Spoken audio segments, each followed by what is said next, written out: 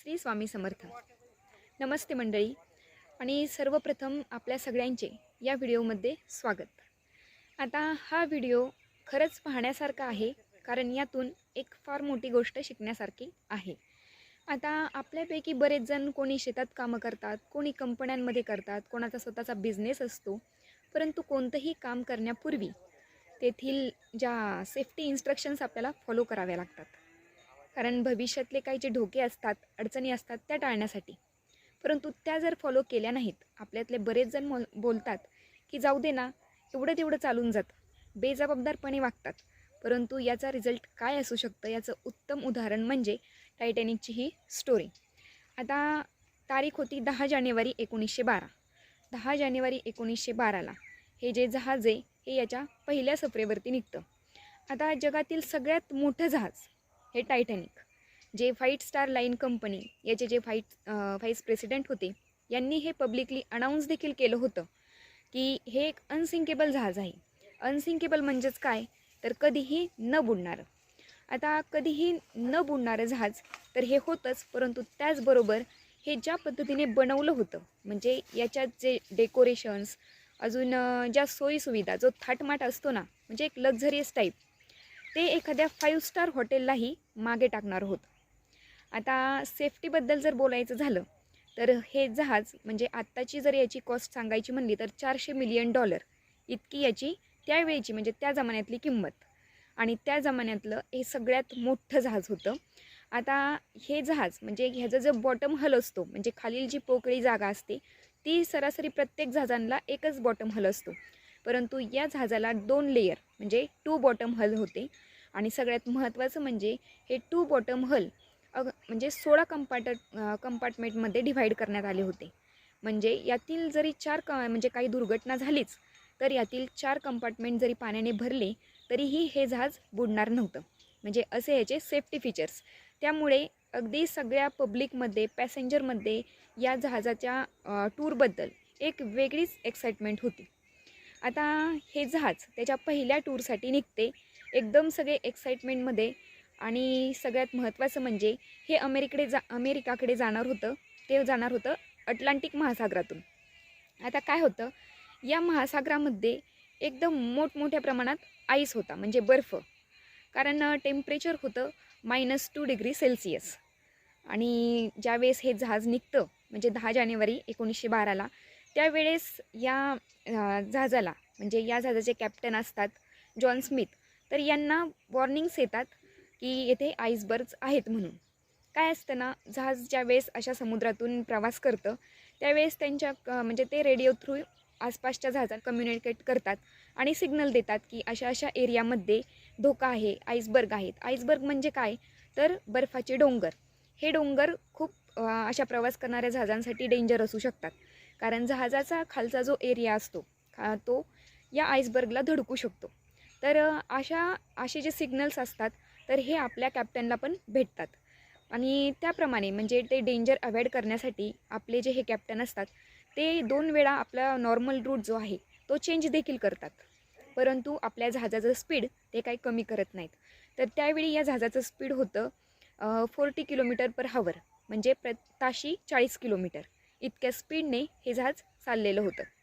आता 2 दिवस जातात आणि 2 दिवसांनंतरनं पुन्हा या जहाजाला 7 आईस वॉर्निंग्स मिळतात. म्हणजे 7 धोक्याचे इशारे मिळतात की ह्या एरियात आईसबर्ग्स आहेत. परंतु आपले कॅप्टन आणि जे क्रू मेंबर्स असतात जहाजाचे, ते या वॉर्निंग्सला इग्नोर करतात. ते म्हणतात जाऊ दे ना, इतकं मोठं जहाज आहे, इतके सेफ्टी फीचर्स आहेत, आणि काय आपल्याला घाबरायची गरज आहे, असं त्यांचं म्हणणं असतं. परंतु काय होतं, आता इतक्या, म्हणजे जे जहाज असतात मोठमोठे, त्याच्यावरती एक लुकआउट पॉईंट असतो. आणि या पॉईंटमध्ये एका माणसाला बसवण्यात येतं. आणि कशासाठी बसवण्यात येतं की समोर तो पाहत असतो कंटिन्युअसली, आणि समोर जर काही अडथळे असले तर तो लगेच खाली कॅप्टनला इन्फॉर्म करण्याचं त्याचं काम असतं. परंतु ती जी रात्र होती, म्हणजे ती जी रात्र होती, तर त्या रात्रीना चंद्र उगवलेलाच नसतो, म्हणजे थोडक्यात काळोख असतो. फिजिबिलिटी अत्यंत कमी असते, कारण चंद्रप्रकाश नसतो. आणि दुसरं म्हणजे अतिशय थंडी असते. या थंड वाऱ्यांमुळे हा जो माणूस असतो तो लुकआउट पॉईंटमध्ये बसलेला, त्याच्या डोळ्यांतून पाणी येत असतं. आणि समोरचंही तो व्यवस्थित पाहू शकत नसतो, कारण चंद्रप्रकाशही कमी असतो. परंतु काय होतं, अचानक त्याला समोर एक जाडसर असं टोक दिसतं बर्फाचं. म्हणजे तो अंदाज लावतो की आपण इतक्या उंच आहोत जहाजापासून, म्हणजे लुकआउट पॉईंटमध्ये बसलेलो आहोत, तरीही आपल्याला हा आईसबर्गचा जो टोक आहे तो दिसतोय. म्हणजे याच्यावरून तो अंदाज लावतो की खाली हा डोंगर किती मोठा असू शकतो. म्हणजे ह्याचं जे पायथा आहे ह्या बर्फाचा, तो किती मोठा असू शकतो. तो एकदम दचकतो, म्हणजे घाबरतो आणि एकदम जोरजोरात 3 वेळा घंटी वाजवतो. का तर खाली इन्फॉर्म करण्यासाठी की आपल्या त्या जहाजाचा मार्ग बदलणं गरजेचं आहे, कारण खाली खूप मोठा आईसबर्ग असू शकतो. आता तो 3 वेळा घंटी वाजवतो, परंतु खालून कोणीही त्याला म्हणजे रिस्पॉन्स देत नाही. शेवटी तो कॉल करतो. तर तेथील एक क्रू मेंबर तो कॉल रिसीव्ह करतो आणि रिसीव्ह केल्यानंतर ना त्याला म्हणजे लगेच सांगण्यात येतं की आपलं जे जहाज आहे त्याच्या राईट साईडला खूप मोठा आईसबर्ग म्हणजे आहे, तर आपलं जहाज लेफ्ट साईडला टर्न करा. पण काय असतं, तो क्रू मेंबरही एकदम फास्टमध्ये इंजिन रूमकडे जातो. परंतु तेथे म्हणजे त्याने ते माहिती सांगेपर्यंत ते जहाज म्हणजे वेळ निघून गेलेला असतो, वेळ खूप कमी असतो आणि तो सांगेपर्यंत टर्न घेतला जातो, परंतु चुकून लेफ्ट तो डावीकडे घेतला जातो. आता टर्न डावीकडे घेतला त्याच्यामुळे काय होतं की तो जो म्हणजे जहाजाचा जो खालचा जो एरिया आहे तो त्या आईसबर्गला धडकतो आणि धडकतो इतक्यावरच नाही, तर कंटिन्युअसली 10 सेकंद ही धडक होत असते. म्हणजे थोडक्यात तो असा त्या आईसबर्गला घासून जातो. आता घासून गेल्याने काय होते, जहाजाचा जो खालचा जो एरिया असतो, पुढील भाग, जहाजाचा जो पुढील भाग असतो त्याला बो एरिया म्हणतात. तर हा भाग कंटिन्युअसली 10 सेकंदांपर्यंत घासला जातो त्या आईसबर्गला.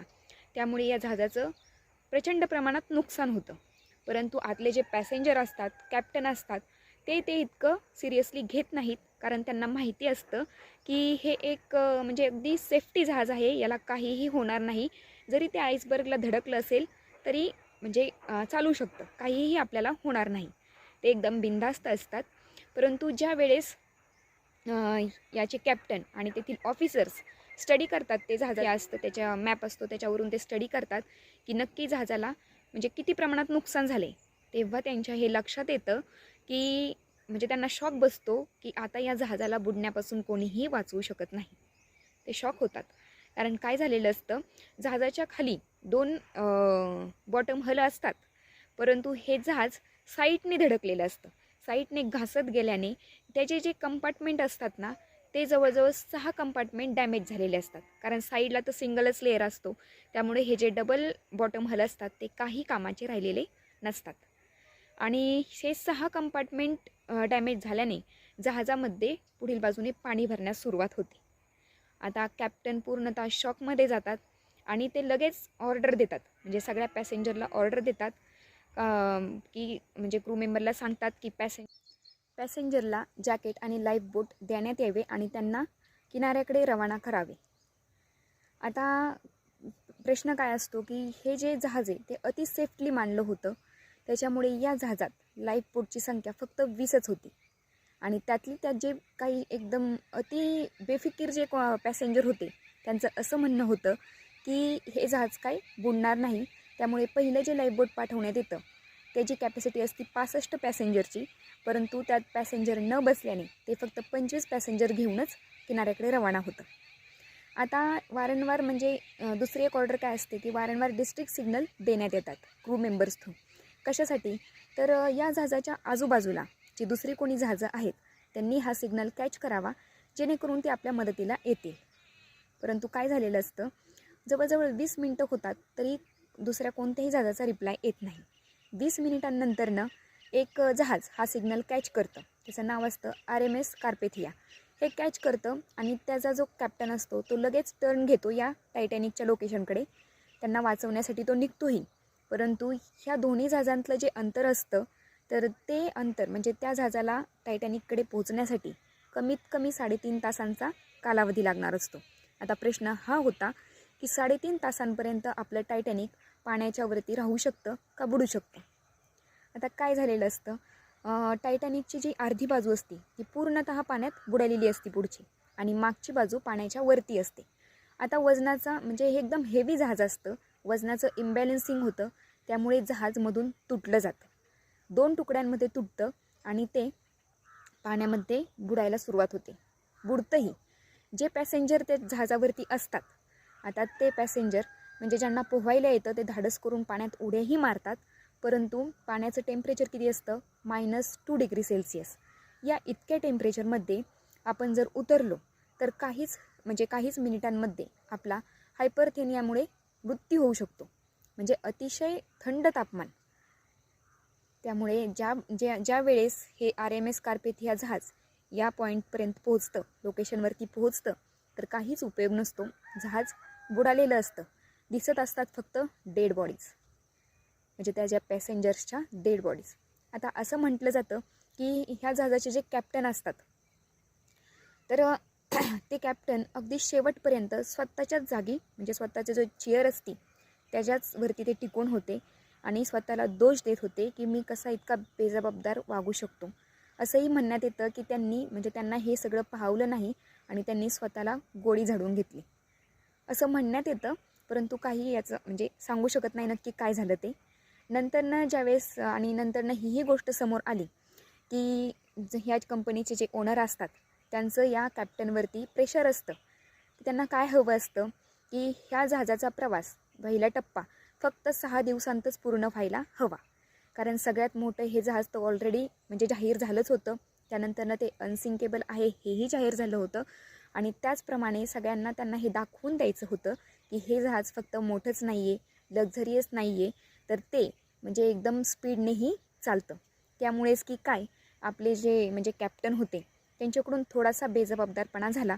कारण पहिल्यापासून आपण पाहत होतो त्यांचं जे स्पीड होतं ते एकदम ते म्हणजे हाय स्पीडने चाललेले होते. आणि त्यामुळे म्हणजे एवढं मोठं संकट त्यांनी ओढवून घेतलं, स्वतःसाठीही आणि त्या जहाजातील इतर पॅसेंजर्ससाठी. तर ही एक अशी गोष्ट आहे, अशी घटना घडून गेली आहे की ज्यामुळे आपल्याला म्हणजे समजते की सेफ्टी इन्स्ट्रक्शन्स किती महत्त्वाच्या असतात आणि त्याच्यामागे काहीतरी कारण असतं म्हणूनच त्या दिल्या जातात. त्यामुळे कधीही म्हणजे बेजबाबदारपणे वागू नका. जेथे तुम्ही काम करता तेथील इन्स्ट्रक्शन्स पहिला समजून घ्या, जाणून घ्या आणि फॉलो करायला विसरू नका. आणि हो, ही जर घटना म्हणजे हे जर स्टोरी तुम्हाला आवडली असेल तर सबस्क्राईब करायला मुळीच विसरू नका. धन्यवाद.